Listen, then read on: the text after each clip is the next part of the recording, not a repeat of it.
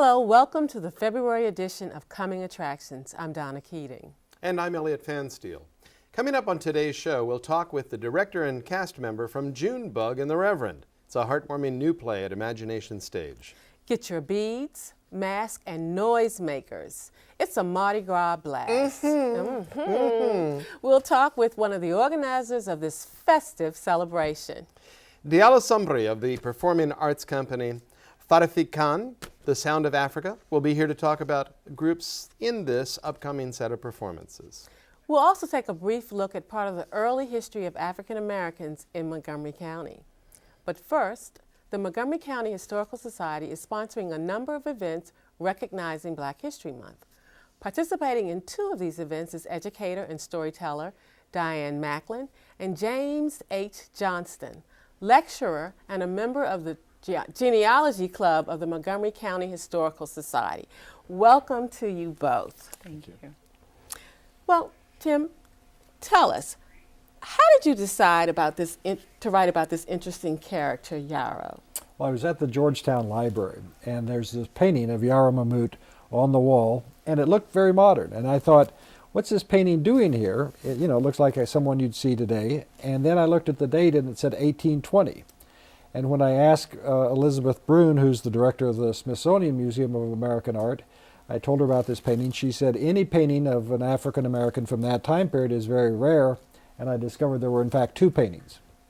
Because I tend to move around a lot as a storyteller, especially when I'm working with the younger crowd, because I work for 3-year-olds all the way up to elders. Yeah, well, adults get bored too. They like the movement. That's very good. Do you work alone? Do you work with groups? I work mainly solo, but occasionally I get to collaborate. Right. Okay, it's on you. Oh, it's on me, huh? African American Folktales. I was just entranced. I know. African American Folktales with storyteller Diane Macklin is Saturday, February 10th at 3:30 at the Montgomery County Historic Society's Waters House in Georgetown, Maryland. Just Google it. You'll get there, I promise you. For more information, call 301-515-2887 or go to www.montgomeryhistory.org. And on Wednesday, February 28th at 7:30, you can catch James Johnson, revealing lecture on the life of Yarrow Mammoet, brick mason and former slave. This event will take place on the first floor auditorium of the Council Office Building in Rockville. For more information, call 301-340-2974 or go to www.montgomeryhistory.org. This is an AFI Silver Minute for February. AFI Silver programs in February begins with a tribute to a pioneering talent, an accomplished photographer, novelist, poet, and composer, as well as an innovative filmmaker, Gordon Parks. Parks was the first African American to direct for a major Hollywood studio with The Learning Tree, based on his own novel. Parks enjoyed enormous international success a few years later with Shaft, a landmark film and pop culture phenomenon. Gordon Parks Remembered runs February 2nd through the 8th, so don't miss it.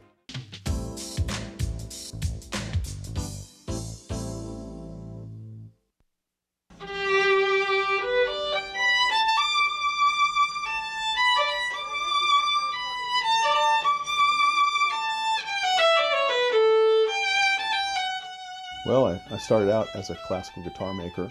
Of course, many people from my age group grew up in the 70s and the 60s, and we all played guitar. Somewhere along the line, I started taking them apart or having to fix mine, and I became a luthier back in about 1978. I was making classical guitars for about 6 years, and during that process, I met a fellow named Bill Weaver who owned a violin shop, this violin shop actually, but it was located in another part of Bethesda. So as I came along, he asked me to come work for him, figuring that I had all my skills, I knew how to make instruments, I just didn't have anything, a lot of experience with making violins. So that was back about 1980, and haven't looked back ever since. I've been just fascinated with the bowed stringed instruments. I still play guitar, of course. But.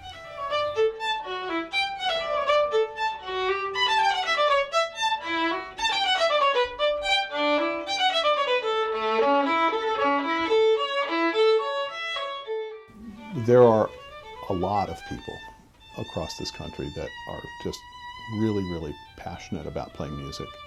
And the fact that every day they have an instrument that they can turn to that can give them some pleasure and help them relax and enjoy maybe part of their nature that's not a verbal part. And those instruments need to be produced, they need to be manufactured, they need to be kept in playing condition, because most of them are made out of wood. And wood is a wonderful material to work with, but it has the characteristic of tending to change over time. People often make the mistake of buying a stringed instrument and thinking that it's like a marble statue, that they bought it, there it is, it's going to be that way forever. And really, with the exception of the violin world, where the violinists and violists know that they need to come in and see the doctor every 6 months or so, the violin craft people, the people who repair and manufacture instruments, take it for granted that this is a process where they're going to be working on instruments over time. We look at old instruments as being kind of like Sleeping Beauty. You could put them in the case and loosen the strings and they could go to sleep for 100 years.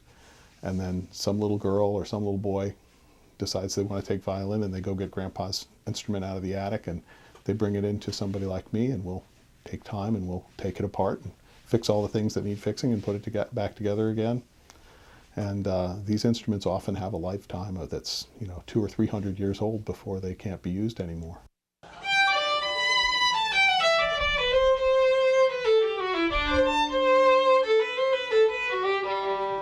How instruments retain their sound over such a long period of time is an interesting question. There's a lot of speculation, and these days with very, very sensitive computer equipment and microphones and being able to examine things on a molecular level, people have done a lot of research about how Stradivarius made his instruments and how his contemporaries in Cremona in the late 1600s, what they were doing differently that seems to be so special. And there are so many theories, but one thing is very, very demonstrable, and that is that if you have an instrument and you play it a lot and you maintain it properly, it will sound good. And the better the player, this is the interesting part, the better the player, the better the instrument sounds. So that if you give a Stradivarius to somebody, say like me, who's a mediocre player at best, and I play it every day, it's not going to sound that great after a couple of months of me doing that. Whereas you can take a student's instrument and give it to a master player, have him play it hard every day for several months, and the instrument will actually improve. Now, from an engineering standpoint, it's likely that the explanation is that the fibers of the wood get used to vibrating a certain way and they become sort of trained, because wood has a memory, physically has a memory. Bearing in mind that when Stradivarius was making his instruments, there really wasn't a middle class. There was royalty, and there was the peasants who were the laborers and the working class. And so most of the instruments that were made during that period actually went into the hands of people who were very, very good players, and they've stayed there for 300 years and just always been taken care of and handed down with great care from one generation to the next, so that they are handled by the right people and they're maintained by the right people. And a lot of it has to do with just the fact that they're 300 years old. The wood sounds, awesome. Some of the most interesting things that we have here are instruments that aren't really playable. We take kids from their pigtails all the way up through being concertmistress of the National Symphony.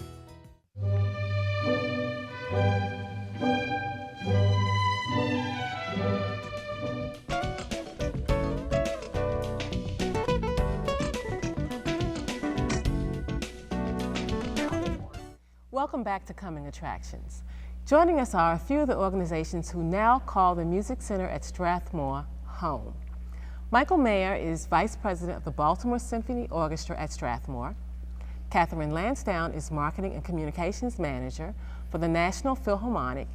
And Olivia Gutoff is Artistic Director and Philharmonic Conductor of the Maryland Classic Youth Orchestra. Welcome to Coming Attractions. So nice to have you all here. Great. Well, that's our show, almost. I'd like to thank all of our guests for being a part of today's show, and I want to thank you for watching Coming Attractions, which is your guide to arts and entertainment in Montgomery County. And now, it's Leah.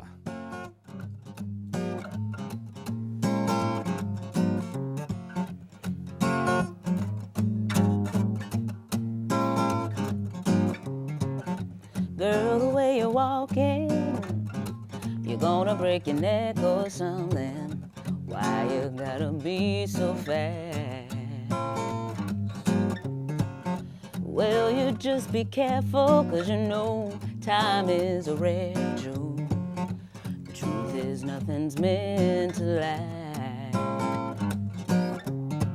That's alright, you hold on to your inspiration, 'cause everybody knows you can't get nowhere unless you got somewhere to go, baby. You be the golden star, and I will be the moon. Keep shining like you are, and everybody's gonna be wishing on you. Yes, indeed.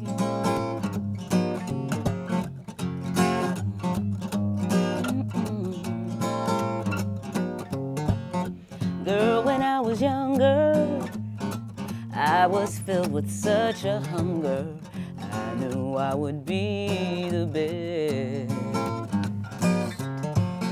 Life is such a strange thing, and who can say just what yours will bring? I lost myself just like the rest. But that's alright, I'm finding my new inspiration, 'cause everybody knows you ain't been nowhere. Hell, where you've been makes you grow, baby. You are a golden star, and I will be the moon. Keep shining like you are, and everybody's gonna be wishing on you. You are the very shining light that brightens all my darkest nights.